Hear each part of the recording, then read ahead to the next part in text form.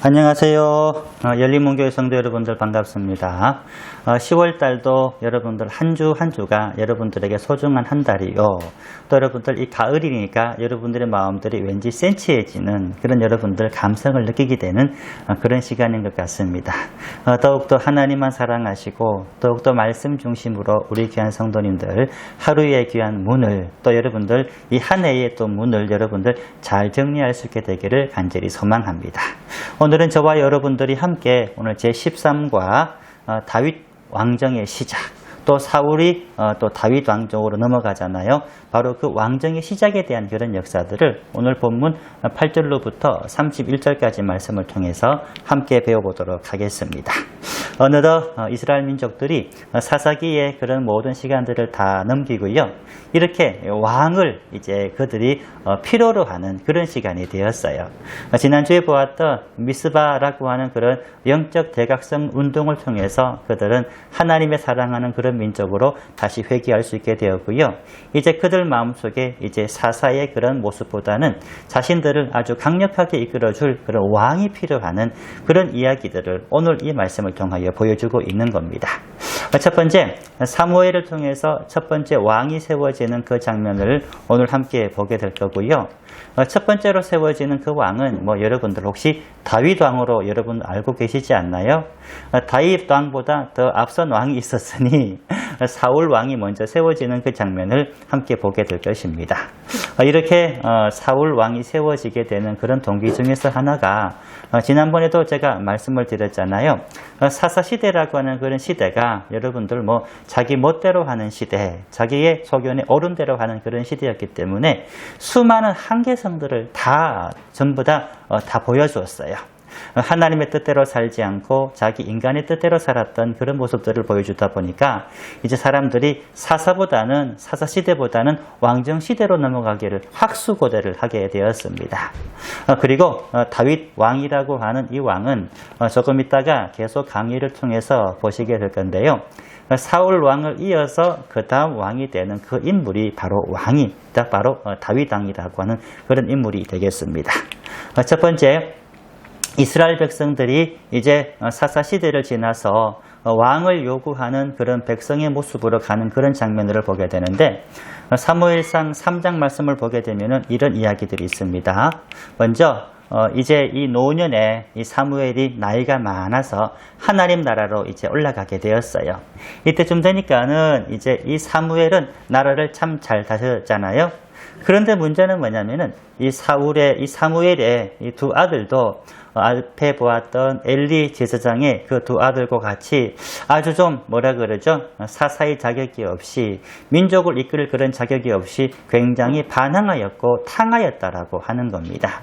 그래서 사무엘이 죽게 되면은 더 이상 자기들은 이제 정신적인 그런 구심점이 사라져 버리니까 가장 좋은 방법으로 인간적으로 최소한 생각할 수 있는 방법이 무엇이었겠어요? 왕을 세워달라는 거예요.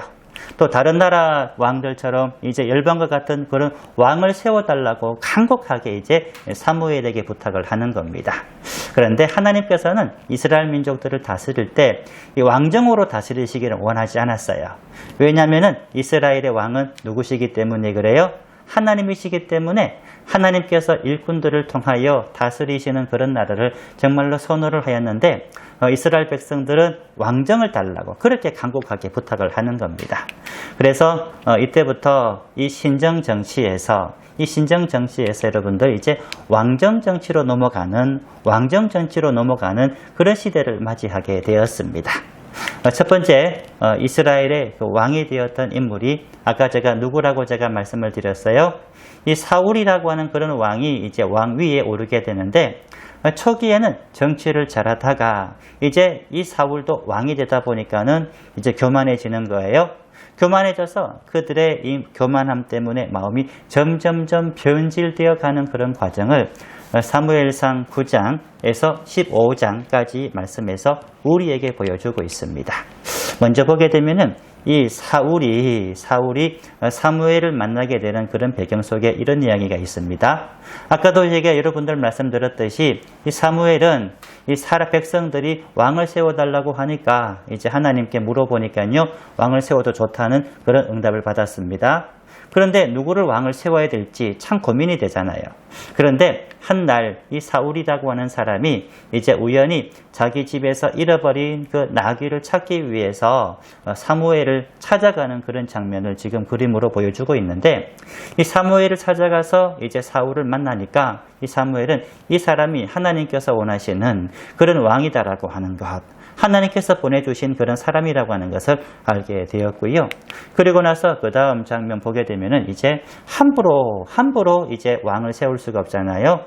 하나님의 뜻을 알기 위해 가지고 제비뽑기를 했는데 지파들을 다 소집해서 뽑혀보니 베냐민 지파가 되는 거고요. 또 베냐민 지파 가문 중에서 보니까 또 이 사울이 속해 있는 그 가문이 되는 거고요. 그 가문 안에서도 이제 이 사울 왕이 이렇게 자연스럽게 왕으로 제비 뽑히는 그런 장면을 이 본문 말씀 가운데 보여주고 있습니다. 여러분들, 이 그림만 보더라도요, 이 사울 왕 한번 키 한번 보세요. 키가 되게 크고 또 여러분들 또 멋있게 생겼죠. 이 그림을 여러분들 보게 되면은 전형적인 이 사울 왕의 모습을 잘 표현한 그런 그림이라고 하는 것을 알 수 있습니다. 이 사울이 이 당시만 하더라도요, 굉장히 신앙이 좋았어요.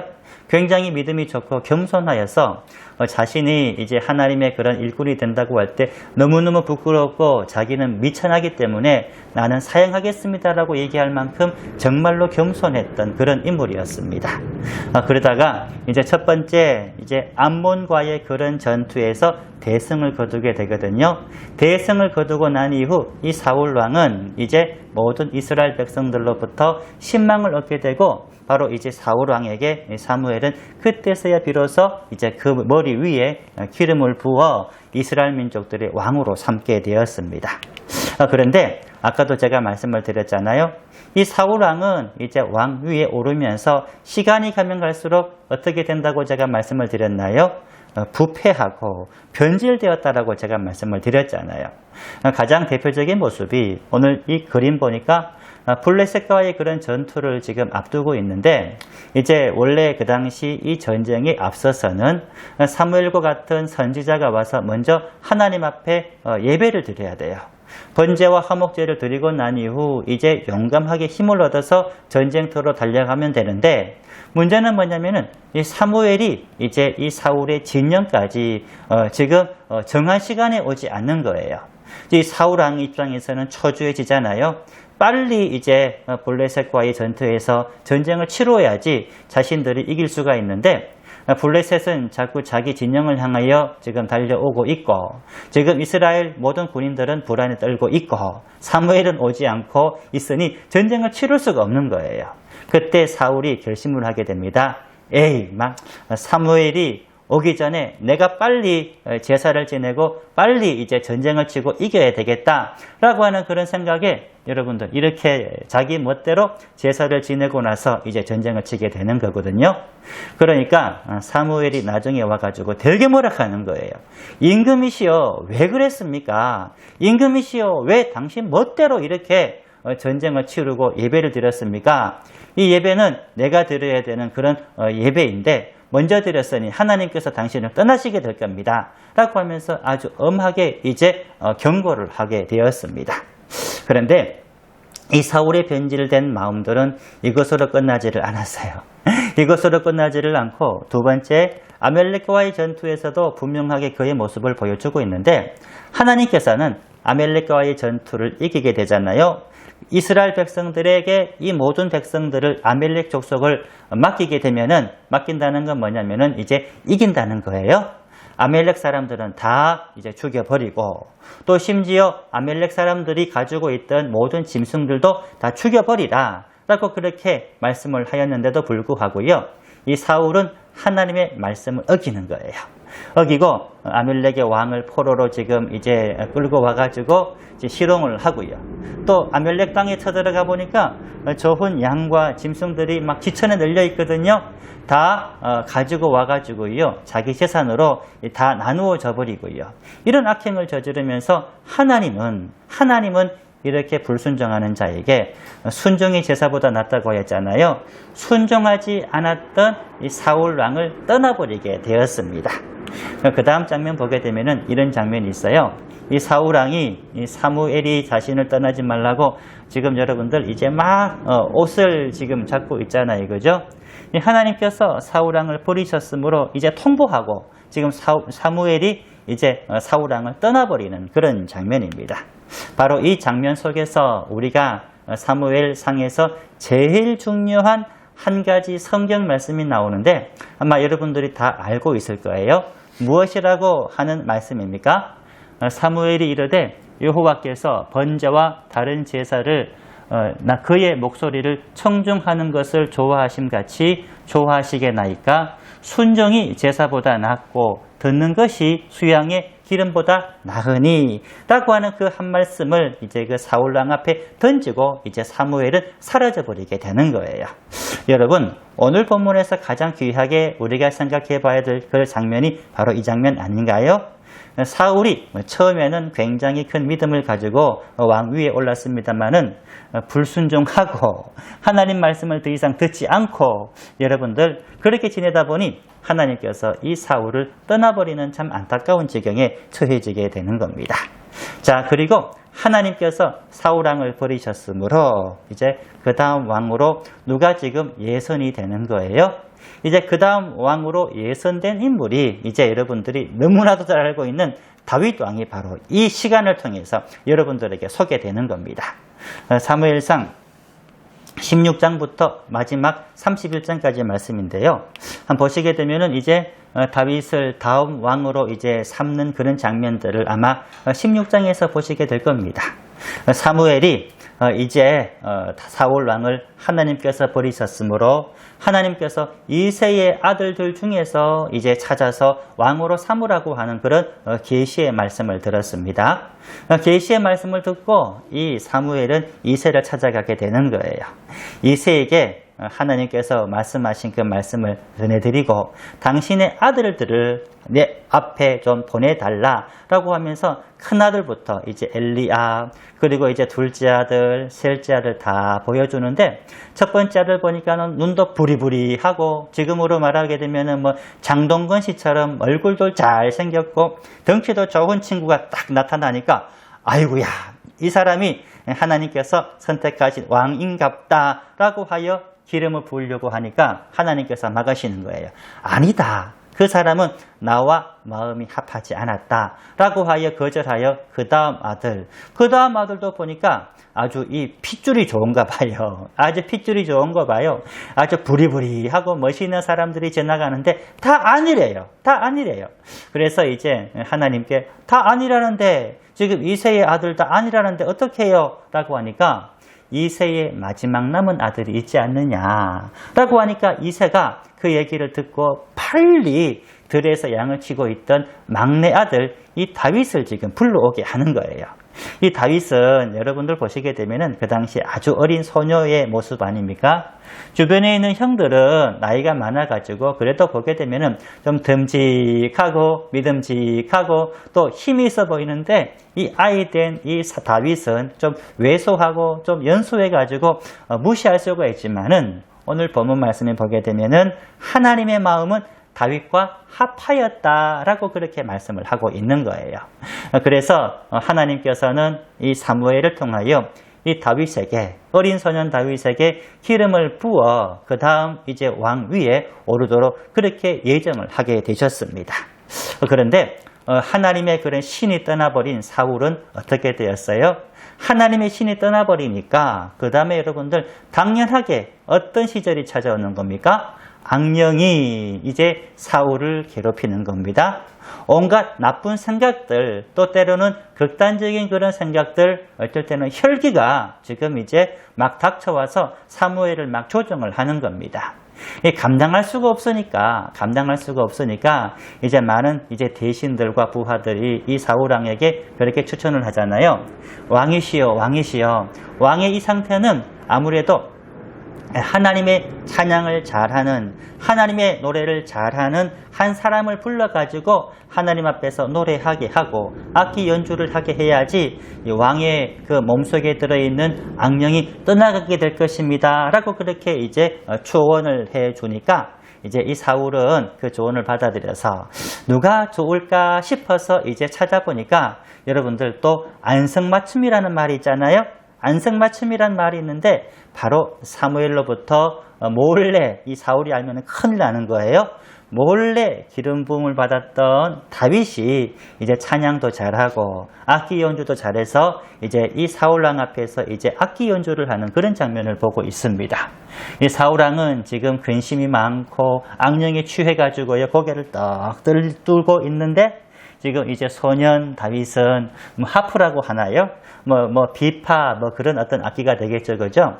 악기 연주를 하는 그런 장면들. 이 다윗이 얼마나 노래를 많이 하고 잘했냐면은 나중에도 여러분들이 함께 보시게 될 시편에 있는 그 모든 시들의 그 절반 이상이 다윗의 작품이라고 한다면 여러분은 말을 다 했잖아요. 그만큼 이제 이 다윗은 지금으로 말하면은 베토벤이나 아니면 모차르트에 비견할 수 있을 정도로 굉장히 많은 하나님의 찬양을 작사 작곡했던 그런 인물이었다라고 하는 것을 알 수 있습니다. 이쪽에 그림을 보더라도 마찬가지예요. 지금 이 다윗이 노래를 부르고 있으니까 사울이 좀 아까까지만 하더라도 화가 잔뜩 났지만 다윗의 그 찬양을 들을 때에 마음이 평온해져서 지금 다윗의 찬양을 계속 이제 청해 듣는 그런 장면을 볼 수가 있는 겁니다. 그랬더니 이제 시간이 흘렀어요. 시간이 흘렀는데 이제 이 사울 왕조를 그토록 괴롭혔던 블레셋이라고 하는 그 나라가 다시 한 번 더 쳐들어오는 겁니다. 다시 한 번 더 쳐들어오는데 이번에는 그냥 쳐들어오는 것이 아니고요. 골리앗이라고 하는 엄청난 거인 장수를 지금 대동해가지고 이스라엘을 지금 공격을 하고 있는 거예요. 그런데 이 골리앗이라고 하는 이 장군이 딱 앞에 서 있으니까 이스라엘 민족들은 지금 잔뜩 겁에 질려 있습니다. 아니 저 사람을 도대체 누가 이긴단 말입니까? 키만 보더라도 엄청나게 큰 키를 가지고 있는 그런 사람이다 라고 생각해가지고요. 지금 이 이스라엘 백성들은 잔뜩 겁을 먹고 있을 때 이 다윗이 그 모습을 보고요. 화를 내는 거예요. 아니 지금 우리 민족을 저주를 하고 여호와 하나님의 이름을 저주하는 저 블레셋의 골리앗 하나 상대 못한다면 말이 됩니까? 말이 안 됩니다. 라고 했더니 사울왕이 그 말을 듣고 그럼 다윗 너 같으면은 저 골리앗을 이길 수가 있겠구나 라고 하면서 사울이 쓰던 칼도 내려주고 사울이 입던 갑옷도 내려주니까 여러분들 사울왕하고 다윗하고 키가 안 맞잖아요. 엉끄정하게 이제 갑옷을 입고 또 키에 맞지도 않는 그 칼을 들고 있으니까 왕이시여 나 이런 거 필요 없습니다. 내가 이래도 제가 양떼를 지킬 때 곰이 자신들에게 달려오고 그리고 사자가 달려올 때에 물맷돌이라고 아시죠, 그죠? 빙글빙글 돌려가지고 이제 사자나 그 당시 곰을 물리쳤던 물맷돌이면 충분합니다. 이것으로 제가 싸우겠습니다. 라고 그렇게 이야기를 하고요. 가다가 시냇가에서 이만한 그 조약돌 5개를 딱 품고 골리앗 앞에서 딱 섰던 거예요.